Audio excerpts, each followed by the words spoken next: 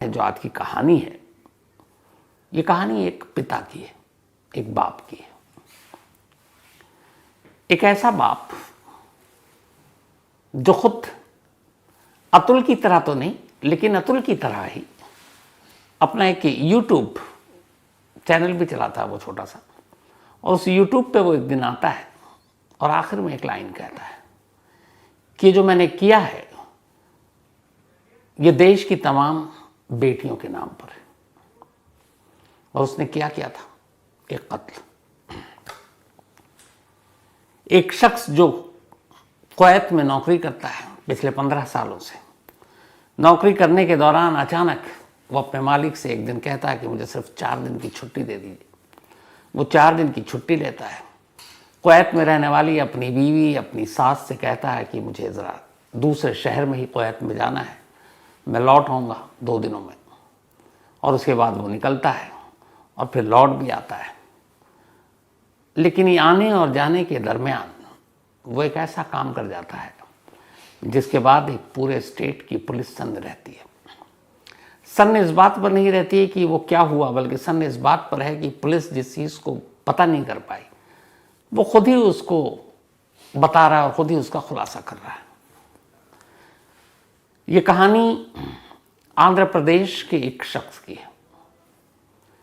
चूंकि इसमें एक माइनर है, माइनर के साथ यौन शोषण का मामला है, तो इसलिए फैमिली के किसी भी मेंबर का नाम नहीं लूँगा, क्योंकि नाम लेने से फिर पता चल जाती हैं चीज़ें। लेकिन आंध्र प्रदेश के एक डिस्ट्रिक्ट की ये कहानी है। इस आंध्र प्रदेश के डिस्ट्रिक्ट में परिवार रहा करता था। इस परिवार में एक बेटा था। करीब 15 साल पहले अपने एक जानकार के जरिए वो कुवैत पहुंचता है। कुवैत में उसे ड्राइवर की नौकरी मिल जाती है। अब वो वहीं रहता है, ठीक ठाक पैसे होने लगते हैं, घर में भी अपने बुजुर्ग माँ बाप को पैसे भेजता है। फिर इसके बाद अब चूंकि वो सेट हो गया था वहाँ, वापस आता है। एक रोज़ उसकी शादी कर दी जाती है। शादी के बाद पत्नी यहीं है, वो कुवैत में है, आना जाना लगा रहता है। इस दौरान में उन दोनों को एक बेटी होती है। अब बेटी के होने के दौरान, उसी दौरान में चूँकि अपनी पत्नी को भी 1-2 बार कुवैत ले गया, तो उसकी पत्नी की जॉब भी कुवैत में लग जाती है। अब पति पत्नी दोनों कुवैत में हैं। इस दौरान में फिर बेटी होती है, वो लोग आंध्र प्रदेश लौटते हैं। फिर ये होता है कि अभी बेटी के वहाँ देखभाल कौन करेगा, क्योंकि हस्बैंड वाइफ दोनों तो काम कर रहे हैं। तो फिर ये होता है कि वो शख्स अपनी सास से कहता है कि आप हमारी बच्ची को पाल लें, जो भी पैसे होंगे हम खर्चा। और चूंकि उस दौरान तक उसके ससुर की डेथ हो गई, तो सास ही थी घर में। अब वो उसकी छोटी सी बेटी 1 साल की उम्र तब थी, सास को दे देता है, वो पाल रही होती। फिर बीच में वो कुवैत लाता, ले जाता, धीरे धीरे वक्त बीतने लगा। अब बेटी करीब 12 साल की हो गई। 12 साल की हो गई, इधर सास की तबीयत भी अब खराब रहने लगी। वो इंसान अच्छा था। उसने अपनी पत्नी से कहा कि देखो सास की तबीयत ठीक नहीं है, तुम्हारी मम्मी को तो उनको कुवैत बुला लेते हैं, हमारे साथ रहेंगी, हम देखभाल भी कर पाएंगे, क्योंकि वहाँ पर तो कोई है नहीं देखभाल करने के लिए। तो अब सास को भी वो कुवैत बुला लेता है। लेकिन अब सास को कुवैत बुलाने के बाद एक दिक्कत थी। दिक्कत ये थी कि बेटी को किसके पास छोड़े, कौन उसका लालन पोषण करे। और कई वहाँ पे दिक्कत थी कुवैत में, इसलिए वो अपनी बेटी को साथ नहीं बुला पा रहा था। तो फिर ये तय हुआ कि बेटी अपनी मौसी के घर रहेगी, छोटी मौसी, मतलब उसकी माँ की छोटी बहन। और जो भी उसका खर्चा होगा, पढ़ाई लिखाई, रहने खाने पीने का, वो कुवैत से भेजेगा। अब ये सब कुछ डन हो गया। अब बेटी छोटी मौसी के पास रहने लगी। बीच में वो लोग आते, कभी छुट्टियों में बेटी कुवैत जाती, वो दोनों पति पत्नी आते, बेटी के साथ खेलते। लास्ट अभी जब माँ आई, स्पेशली पिता आए नहीं, तो अपनी बेटी से मिली, तो बेटी ने कुछ चीज़ें बताई और माँ एकदम सन्न। बेटी ने बताया कि माँ घर में जो उम्रदराज शख्स है, 59 साल उम्र है, यानी उसकी छोटी मौसी के ससुर, उसने कहा हमें वो गलत जगह पर छूते हैं। अच्छा, चूंकि आजकल बहुत ज़्यादा जागरूकता है, तो उस बच्चे को बता दिया गया था कि गुड टच और बैड टच क्या होता है, तो उसे ये पता था। अब माँ जब ये सुनी तो उसे लगा ये क्या, उसे एक तो यकीन नहीं आया क्योंकि उसकी अपनी छोटी बहन का ससुर और वो 12 साल की मासूम बच्ची और उसके साथ एक तरह से ज़बरदस्ती करने की कोशिश कर रहा है, उसको गलत जगह पर छू रहा है। पहले तो उसे यकीन नहीं आया, फिर उसने अपनी बेटी से डिटेल में बात की। फिर बेटी ने कहा, 12 साल की बेशक छोटी थी लेकिन उसे पता था कि गुड टच और बैड टच क्या होता है। उसने माँ को सारी बात बताई। अब बच्ची की माँ ने अपने उसके पिता को कुवैत में फ़ोन करके कहा कि इस तरीके से कह रही है और यहाँ इस घर में ये हो रहा है, इसको कैसे छोड़ सकते हैं। पिता को भी बहुत गुस्सा आया। एक तो बहन से बात की तो छोटी बहन ने भी कहा कि हाँ हो सकता है उनके ससुर थोड़े इस तरीके के हो सकते हैं, कोई गारंटी नहीं है। तो अब क्या किया जाए। तो पिता सख्त, उसने अपनी पत्नी से कहा फौरन जाओ और जाकर लोकल पुलिस स्टेशन में मॉलेस्टेशन का रिपोर्ट लिखो कि हमारी बच्ची के साथ यही हो रहा है। अब बच्ची की मां बच्ची को लेकर पुलिस स्टेशन पहुंचती है और जाकर कंप्लेंट लिखाने की कोशिश करती है कि बच्ची और उसके साथ इस तरीके से हो रहा है, और बच्ची खुद बताएगी। पुलिस वाले कंप्लेंट सुनते तो हैं, लिखते नहीं हैं और फिर कहते हैं अच्छा मैं बुलाते हैं। उसके बाद वो उसके ससुर को बुलाते हैं, हड़काते हैं, डांटते हैं, कहते हैं आइंदा शिकायत आई तो तुम देख लेना, और छोड़ देते हैं। अब इधर माँ को वापस जाना है। दो ही सूरत है कि बेटी को साथ लेकर जाए, क्योंकि अब बेटी को छोड़ नहीं सकती क्योंकि उसके पीछे में क्या होगा पता नहीं। और जो छोटी मौसी है वो भी अब इस बात की गारंटी नहीं ले रही, यानी कि उसके पति की जो साली लगती हैं क्या होगा। उधर पति ने कहा कि नहीं पुलिस में रिपोर्ट क्यों नहीं लिखाई। वो बता रही कि हमने लिखाया पर उन्होंने केस तो दर्ज नहीं किया, डांट कर भगा दिया। उसने कहा नहीं दोबारा जाओ। पत्नी दोबारा पुलिस स्टेशन जाती है अपनी उसी 12 साल की बच्ची को लेकर और कहती है कि साहब ये मामला बहुत संगीन है, गंभीर है। एक बच्ची के साथ इस तरह की हरकत हो रही है और हमने तो ये सुना कि हमारे देश में माइनर या फिर महिलाओं को लेकर जो क्राइम हो रहे हैं उसको लेकर पुलिस बहुत जागरूक है। तो आप केस क्यों नहीं दर्ज कर रहे हैं, आप उसे अरेस्ट क्यों नहीं कर रहे हैं। अब पुलिस वाले को गुस्सा आ गया। पुलिस वाले ने कहा कि देखो हमें पता है वो आदमी के तुम फंसा रही होगी किसी साजिश में, और हमें मत सिखाओ किसे अरेस्ट करना है, कौन सी धारा लगानी है, रिपोर्ट लिखनी भी है कि नहीं। तुमने अगर ज़्यादा कुछ किया तो तुम कुवैत में काम करती हो, तुम पे कोई भी इल्ज़ाम लगाकर तुम्हें ही अंदर कर देंगे। बीवी घबरा गई। उसने अपने पति से ये बात बताई। पति ने कहा एक काम करो, तुम बेटी को लेकर कुवैत आ जाओ। पत्नी अपनी 12 साल की बच्ची को लेकर कुवैत पहुंच जाती है। कुवैत जाने के बाद वो सारी बात अपने पति को बताती है। पति सब कुछ सुनता है, कुछ उसके जरिया थे, उसके जरिए भी वो पुलिस में रिपोर्ट लिखाने की कोशिश करता है, कोई काम नहीं आया। पति पत्नी अब मिलकर बात कर रहे हैं कि 12 साल की मासूम बच्ची के साथ ये सब कुछ हुआ और वो बच्ची कम से कम इतनी अक्लमंद थी कि उसने बता दिया, वरना क्या होता और आगे चलकर क्या होता। और अगर इस बात को यूं ही छोड़ दें तो मालूम नहीं कि इस बच्ची को साथ क्या करे वो, अगला शिकार कौन बच्ची हो, और वो बच्ची बता पाए भी कि ना बता पाए। तो ऐसे शख्स को खुलेआम छोड़ना मतलब बेहद खतरनाक होगा। लेकिन कानून मदद नहीं कर रही, पुलिस से मदद मांगी, पुलिस दे नहीं रही है, क्या करें। पति और पत्नी बैठते हैं और दोनों तय करते हैं कि नहीं, कानून ने सज़ा नहीं दिया, हमें अपने हाथ में कानून लेना भी नहीं चाहिए, लेकिन जब मजबूरी हो तो फिर कानून हाथ में लेने में कोई गलत नहीं है। पत्नी की सहमति थी, पति ने बात की, उसके बाद ये तय हुआ कि अब कानून नहीं, वो खुद इंसाफ करेगा। पति एक छोटा मोटा अपने नाम का ही एक यूट्यूब चैनल चलाता था तेलुगु भाषा में। इसके बाद वो अपनी कंपनी से जहां वो काम करता था 4 दिन की छुट्टी लेता है, 6 दिसंबर से 9 दिसंबर तक। 6 दिसंबर से छुट्टी शुरू हुई, 6 दिसंबर की उसने एक फ्लाइट पकड़ी सीधे कुवैत से चेन्नई के लिए। चेन्नई जब पहुंचा तो रात हो गई। लैंड करता है, एयरपोर्ट से बाहर निकलता है। बाहर निकलने के बाद वो टैक्सी लेता है और टैक्सी से लेने के बाद एक डिस्ट्रिक्ट है, वहाँ उसे जाना है। जब वो उस डिस्ट्रिक्ट के उस गांव में पहुंचता है तो वो रात हो चुकी थी, बल्कि अब रात भी तीसरे पहर में जा रही थी। रात का अंधेरा था। जिस इलाके में ये था वहाँ पे आमतौर पर सन्नाटा भी होता है और उसे ये पता था कि वहाँ पे वो रह चुका है कि वो शख्स, वो 59 साल का, उसकी साली का ससुर रात को कहाँ सोता है। बड़ी खामोशी से वो अपना टैक्सी से उतरता और अब पैदल गांव की तरफ जाता है। उस घर के करीब जाता है, पूरा गांव सो रहा है। उसके हाथ में लोहे का एक सरिया था जो वो लेकर आया था, वहीं चेन्नई से उसने लिया।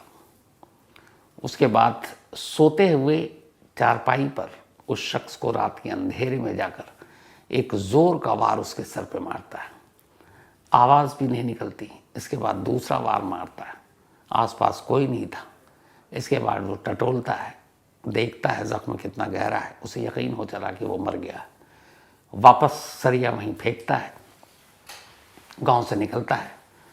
थोड़ी दूर जाने के बाद उसने वो टैक्सी से जिससे आया था उसको रुकवा कर रखा था। उसी कैब में बैठता है और सीधे चेन्नई के लिए निकल जाता है। अब सैटरडे हो चुका था। चेन्नई में उसकी वापसी की फ़्लाइट पहले से बुक थी। चेन्नई पहुंचकर वो सीधे एयरपोर्ट जाता है। फ़्लाइट जो टाइम था टाइम पर। इसके बाद वो आराम से बिना किसी खौफ के चेक इन करता है, बोर्ड होता है और चेन्नई से वापस कुवैत पहुंच जाता है सैटरडे की रात और संडे की सुबह के दरमियान।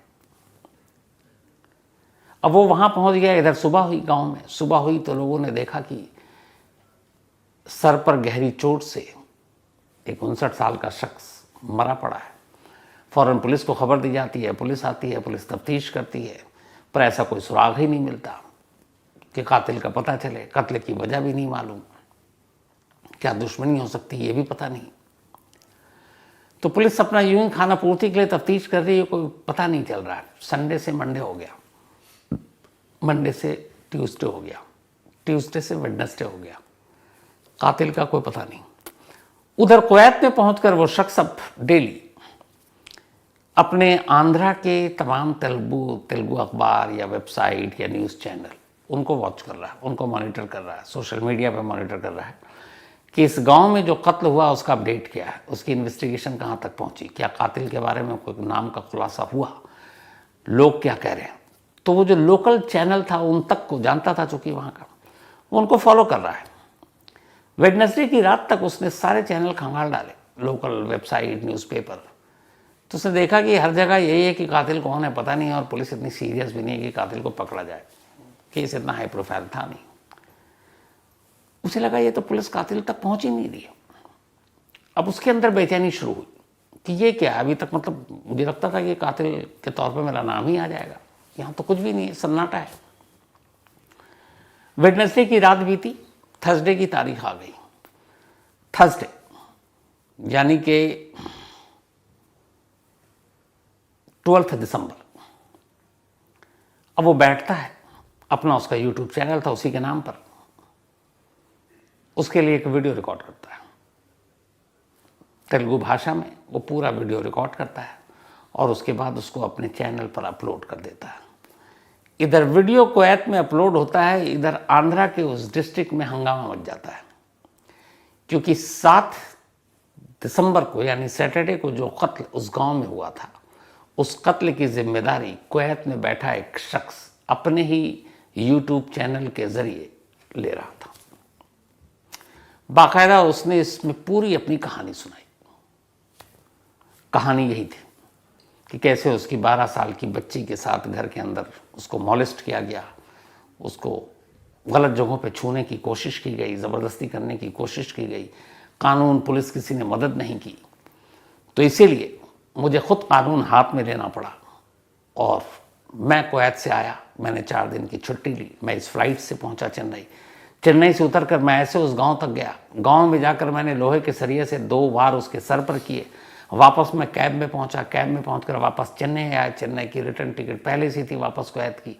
फ़्लाइट में बैठा, यहाँ आ गया। आने के बाद अगले 4 दिनों तक मैं नज़र रख रहा हूँ कि उस कत्ल का कोई खुलासा हो, कातिल का नाम हो, बट कुछ नहीं। तो फिर मेरे अंदर के ज़मीर ने कहा कि नहीं, अगर तुमने कत्ल किया है और